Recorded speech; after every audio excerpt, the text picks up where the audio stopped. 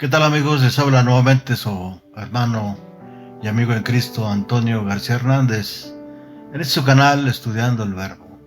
Bienvenidos al repaso de lección para maestros, titulada Anden como sabios. Esta es la lección número 9 para el 26 de agosto del año 2023. Solamente estamos presentando esta lección en audio, ¿verdad? Así que ojalá les guste. Bueno, vamos a iniciar como siempre con esta palabra de oración. Así que les invito a que tengan primeramente a la mano sus Biblias.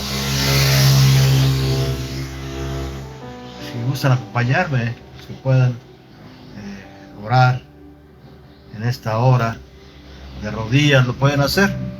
Y los que no, ahí donde estén, pueden hacerlo. Así que vamos a orar. Bendito sea nuestro Padre que estás en los cielos. Te alabamos y te glorificamos, Padre eterno, porque solamente tú lo mereces. Y te agradecemos, oh Señor, en esta hora por esta oportunidad que nos das, este privilegio que nos das, Padre eterno, de poder abrir tu palabra en esta hora, en esta época que todavía podemos hacerlo.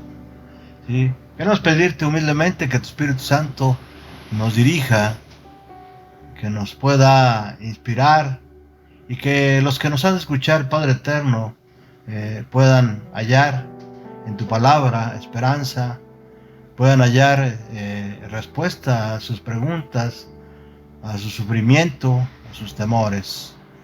Gracias, Padre eterno, perdona nuestros pecados, porque en Cristo Jesús te rogamos, te pedimos todo. Amén, amén. ¿Sí? Estamos ya en la lección número 9. Así que estamos avanzando muy rápidamente, ¿sí? En este estudio del libro de Efesios. Sí, esta lección, como ya dije, es para el 26 de agosto del año 2023. Vamos a la parte 1, donde está toda la visión general de la lección, ¿sí? Y donde se encuentra también el texto clave de esta lección.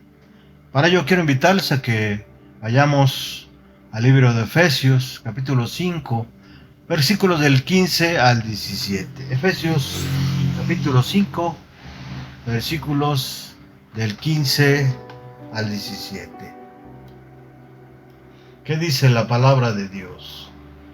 ¿Cómo está escrito?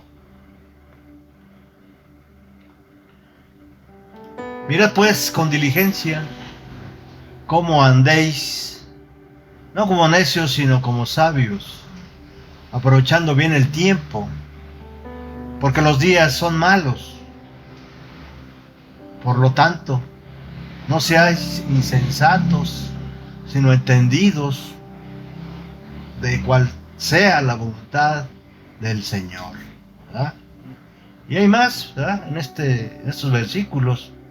El versículo 18 dice: no nos embriaguéis con vino, el cual hay disolución, antes bien, sed llenos del Espíritu Santo, hablando entre vosotros con salmos, con himnos y con cánticos espirituales, y cantando y alabando al Señor en vuestros corazones, y dando siempre gracias por todo a Dios, al Dios y Padre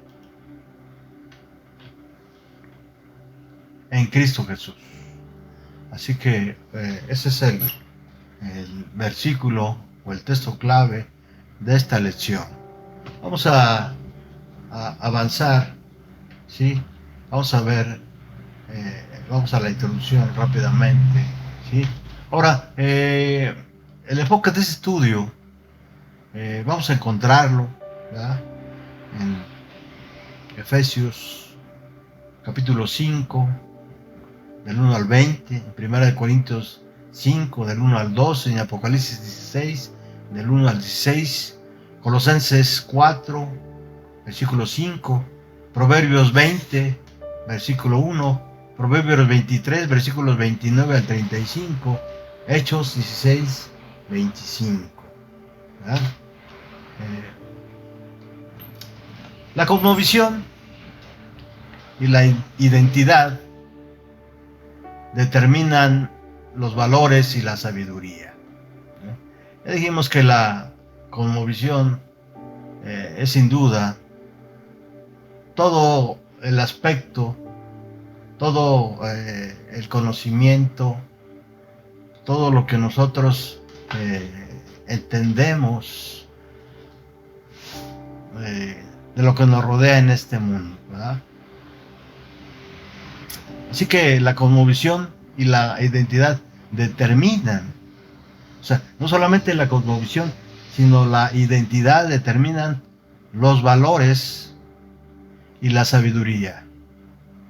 En este caso, si nosotros nos identificamos como cristianos, ¿verdad?, y tenemos ya una cosmovisión bíblica, ¿verdad?, esto determina lo que nosotros somos, ¿sí? Valores y sabiduría. Una cosmovisión gentil desarrollará un cierto conjunto de valores y un tipo de sabiduría. En el reino de Dios, la cosmovisión de Dios y los valores de Dios generan un tipo de sabiduría completamente diferente. Por esta razón, Pablo nos llama a los cristianos a abrazar la sabiduría de una de las escuelas filosóficas, ¿verdad? Pablo no llama a los cristianos, repito, ¿verdad?, por esta razón Pablo no llama a los cristianos a abrazar la sabiduría de una de las escuelas filosóficas moderadas o incluso a emular el orgullo grecorromano en la lucha por la virtud. Más bien, en su opinión, la sabiduría cristiana está arraigada en el amor sacrificial de Dios, en la luz de Cristo y en la moralidad pura. El cristiano sabio huirá de la sabiduría del mundo que se expresa en el libertinaje sexual que todo lo consume, la gatancia egocéntrica y el beber vino. En cambio, el cristiano sabio despertará del sueño del mundo, será iluminado por el Evangelio de Cristo y será fortalecido por la presencia del Espíritu Santo. Tomará el momento, ¿ya? La diferencia entonces entre la sabiduría de este mundo y la sabiduría de Dios consiste en comprender quién es el objeto de la adoración de uno mismo o Dios. ¿En quién se centra uno? ¿En sí mismo o en Dios? ¿De quién está uno lleno? ¿De sí mismo o de Dios? Vamos entonces a ver cuáles son los temas principales de esta lección. Número 1. La sabiduría cristiana está arraigada en la revelación de Dios o la luz de Cristo. Número 2. La sabiduría cristiana no es una colección de declaraciones ingeniosas sobre la vida, más bien es un estilo de vida, un caminar de vida transformado por el Espíritu Santo de acuerdo con el patrón que nos dejó en Cristo. Y número 3, la sabiduría cristiana tiene que ver con la salvación y la adoración. Vamos a la parte 2, que es el comentario de la lección. Sabiduría que viene de arriba. Es casi imposible pensar en Pablo escribiendo sobre aspectos prácticos de la vida cristiana y sin incluir la sabiduría de su discusión. El mundo antiguo está lleno de charlas sobre sabiduría. Apenas varios siglos antes de Pablo, los griegos dieron a luz a lo que llamaron filosofía, es decir, amor a la sabiduría. La filosofía se rebeló contra la antigua sabiduría mitológica griega, en la que Zeus, Metis, la primera esposa de Zeus, Atenea, su hija, y Apolo, se asociaron con la sabiduría de diferentes maneras. Todas estas deidades fueron consultadas por los humanos, convirtiéndose en patrones de varias ciudades o grupos de personas. Por ejemplo, Se creía que las personas que buscaban sabiduría en diversos asuntos de la vida podrían acceder a la mente o al conocimiento del dios griego Apolo a través de Pitia, la sacerdotisa del templo de Apolo, también conocido como el oráculo de Delfos. Pero aparte de buscar la sabiduría de Pitia, el visitante del templo de Apolo sería recibido y educado por varias máximas que constituían la sabiduría de Delfos, de las cuales tres eran las más populares: conócete a ti mismo, nada en exceso, y la certeza conduce a la ruina. Otras máximas enseñaban el estilo de vida griego, desde respetar a los dioses hasta llevar una vida ética y sacrificar la vida por el país. Mientras que los filósofos o amantes de la sabiduría rechazaron los aspectos mitológicos de su antigua religión, se colocaron en la línea de sucesión en el oráculo en Delfos. Por un lado, los filósofos afirmaron que Pitia había pronunciado a Sócrates como el hombre más sabio de Grecia. Por otro lado, los filósofos hicieron uso de la sabiduría de Delfos, especialmente de la primera máxima: conócete a ti mismo.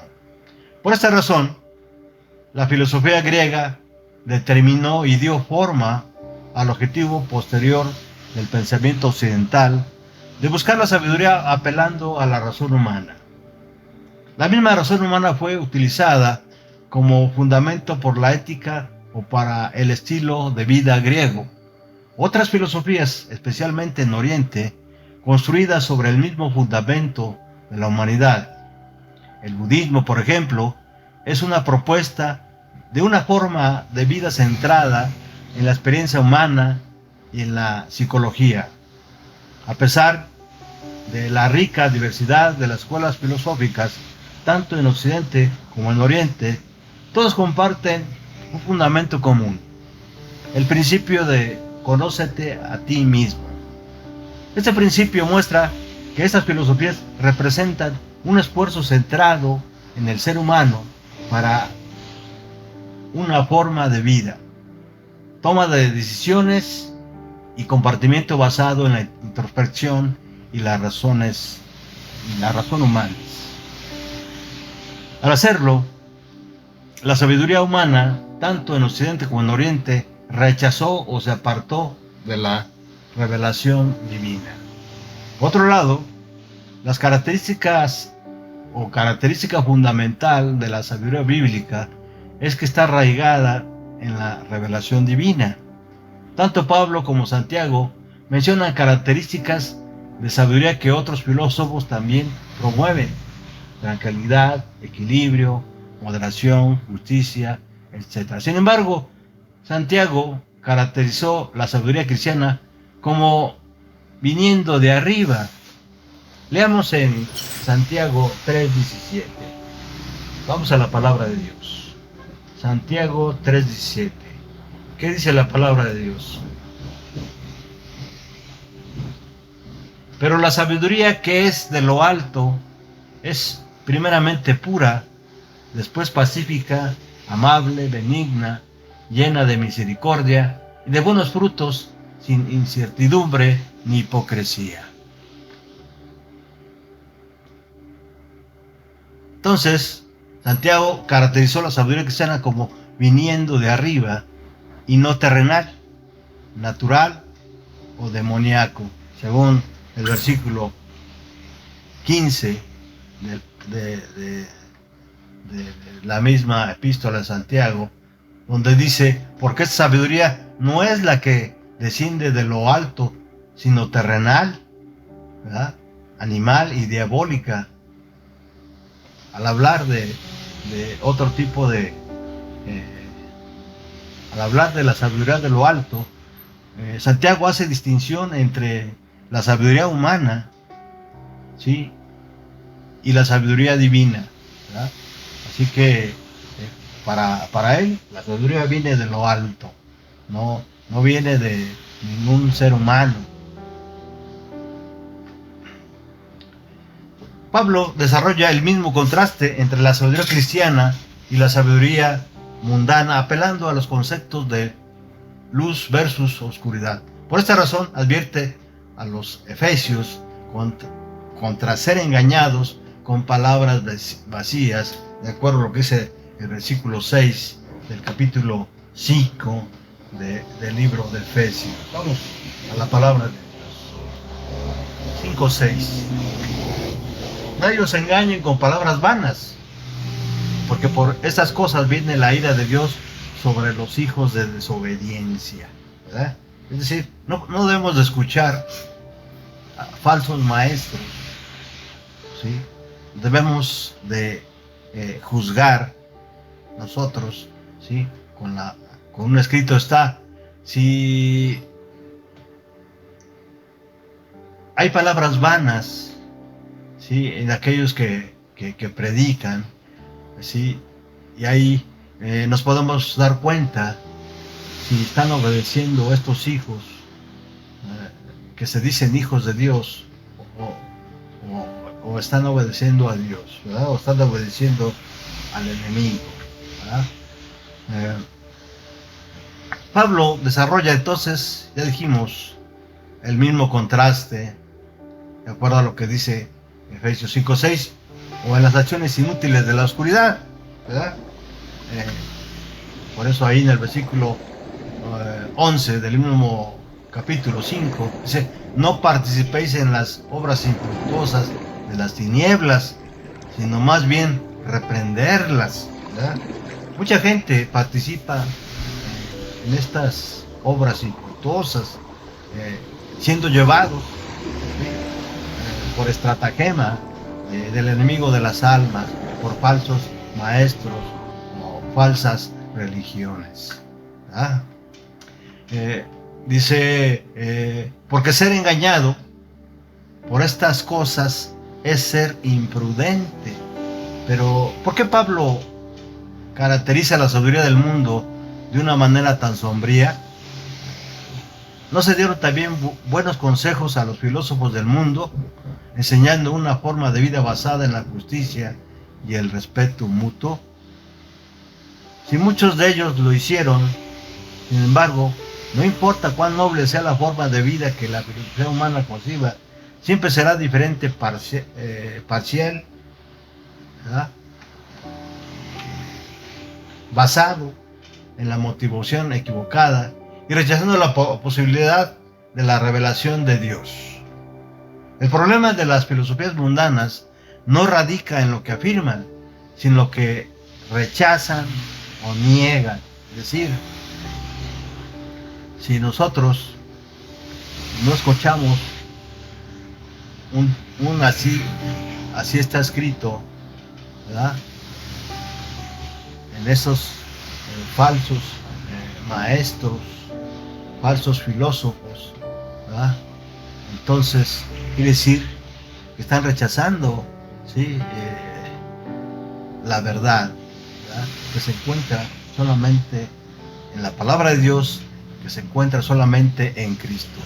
Un filósofo puede obtener un aspecto de la vida parcialmente correcto, pero el rechazo de la posibilidad de la revelación de Dios y el poder de su intervención en el mundo hace que la filosofía sea inútil para la salvación y para la vida en el reino de Dios. Es por eso que, por ejemplo, la impureza sexual no se consideraba problemática en la ética de la mayoría de filosofías. Incluso si algunos filósofos proveían la abstinencia sexual, las razones para hacerlo eran erróneas.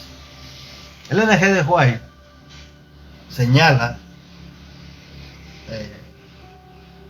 en Testimonios para la Iglesia, volumen 2, página 512, lo siguiente: muchos actos que pasan por buenas obras, incluso obras de benevolencia, cuando se investigan detenidamente, se encuentran motivados por motivos equivocados.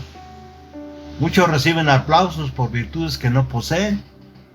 El buscador de corazones inspecciona, es decir, el Espíritu Santo, inspecciona los motivos y a menudo los hechos que son altamente aplaudidos por los hombres y son registrados por él como surgidos de motivos egoístas e hipocresía vil.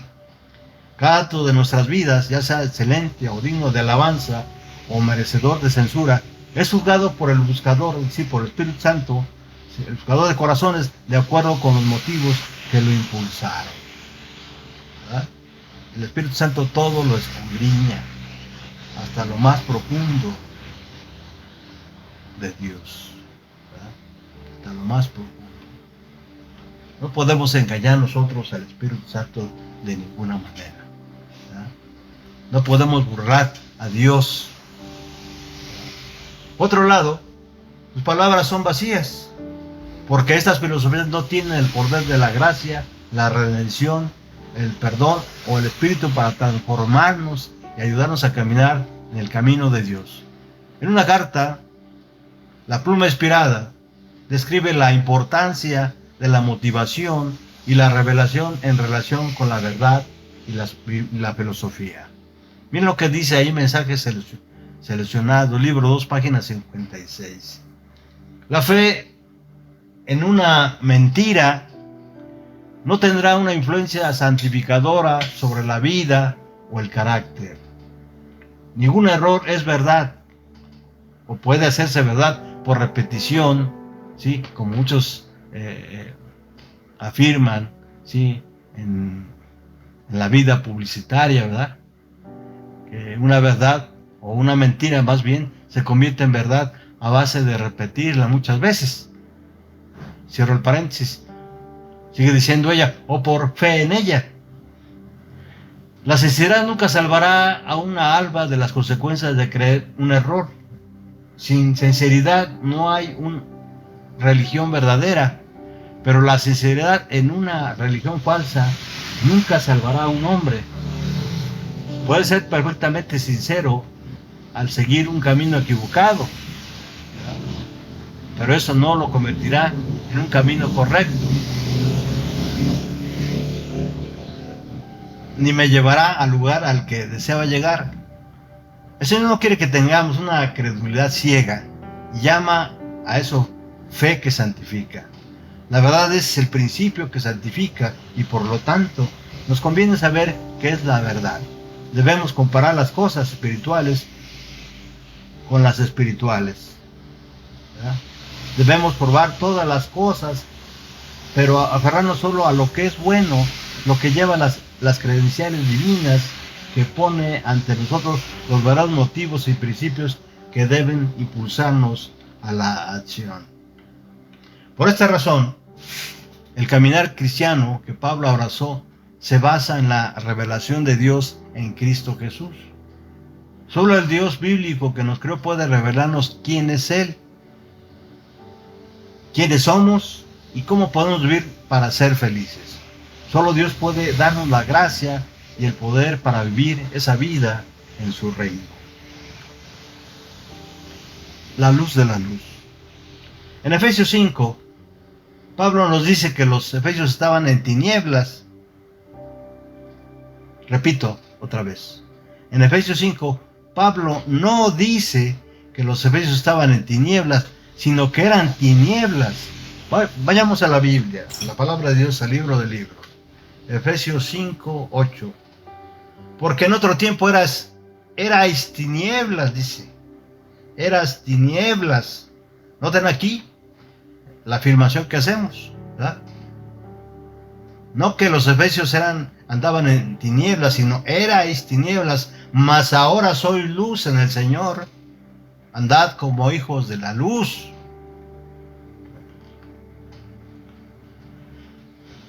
Por esta razón, llama a los efesios a andar como hijos de la luz. Ahí en versículo 8, capítulo 5 del libro de Efesios. Y explica que andar en la luz significa llevar, ¿qué? El fruto de la luz. Toda bondad y rectitud. Vamos a la Biblia para corroborar esto. Versículo 9. Porque el fruto del Espíritu es toda bondad, justicia y verdad, dice la palabra de Dios. ¿Ah? Vivir de tal manera que agrada al Señor, versículo 10. Dice, comprobando lo que es agradable al Señor, dice la palabra de Dios. Y vivir en la luz de Cristo, iluminados por Cristo, versículos 13 y 14. Dice la palabra de Dios, mas todas las cosas cuando son puestas en evidencia por la luz, son hechas manifiestas, porque la luz es lo que manifiesta todo. Por lo cual dice, despiértate tú que duermes y levántate de los muertos y te alumbrará Cristo. Por lo tanto, somos luz en el Señor, de acuerdo a lo que dice Efesios 5:8, porque somos iluminados por Cristo, de acuerdo a lo que dice el versículo 14 de Efesios 5. Sigamos adelante. Vamos nuevamente a ver una cita, una joya del Espíritu de Profecía, que se encuentra ahí en Mensajes Selectos, tomo 1, página 395. Miren lo que dice: siempre que hay unión con Cristo, hay amor. Cuando estamos unidos con Cristo, tenemos la mente de Cristo. La pureza y el amor brillan en el carácter, la humildad y la verdad rigen la vida. La misma expresión del rostro es cambiada. Si estamos conectados con la luz, seremos conducidos de la luz y reflejaremos la luz al mundo en nuestras palabras y obras. Los que son verdaderamente cristianos están unidos con la cadena de amor que une a la tierra con el cielo y que une al hombre finito con el Dios infinito. La luz que brilla en el rostro de Jesús brilla en el corazón de sus seguidores para gloria de Dios. Ahora, vamos a ver la teología adventista del estilo de vida. Como adventistas hemos incluido el estilo de vida en nuestra lista de declaraciones doctrinales, siguiendo a Pablo. El estilo de vida no es un aspecto marginal del cristianismo para nosotros, sino más bien es la parte central del cristianismo, es decir, vivir la vida cristiana, ¿verdad? Los adventistas articulan especialmente la enseñanza bíblica sobre el cristianismo como una forma de vida en dos creencias fundamentales, ¿sí? En la 19 y 22. La 19 se refiere a la ley de Dios y la creencia número 22 al comportamiento cristiano. Además, el hecho de que en Cristo consideremos nuestro estilo de vida transformado como esencial por la experiencia cristiana, también se refleja en nuestra disciplina eclesiástica y también en nuestros repetidos llamados a un avivamiento y reforma. Vamos a la última parte de esta lección, y es la parte 3, la aplicación a la vida.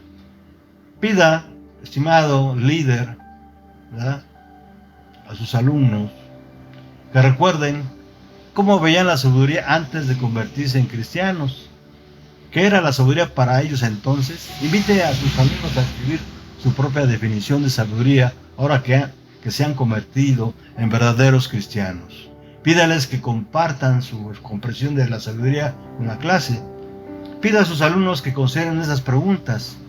¿Qué significa ser iluminado y caminar en la luz en el contexto local? ¿Cómo se comparan estos conceptos con la visión bíblica de ser iluminado y caminar en la luz? ¿Qué significan estos conceptos para usted personalmente? Y número 3, a veces se acusa a los cristianos de suprimir la sabiduría e impedir el desarrollo del conocimiento humano. Algunas personas perciben a los cristianos como arrogantes y desdeñosos de la sabiduría del mundo. ¿Cómo podemos, como cristianos adventistas, apreciar la búsqueda de sabiduría del mundo? Aprender de la herencia de la sabiduría del mundo, ser humildes acerca de nuestra propia sabiduría, recibida de Dios y no la nuestra. Sin embargo, predicar que Dios es la verdadera y única fuente de sabiduría. Analicen las respuestas en clase. Hasta aquí llegamos, estimados amigos y hermanos en Cristo, esperando que esta lección haya sido de provecho y haya sido de bendición para cada uno de ustedes. Por último, como siempre, invitarles para que nos acompañen en la siguiente lección, ¿sí?, en este su canal Estudiando el Verbo. Hasta pronto.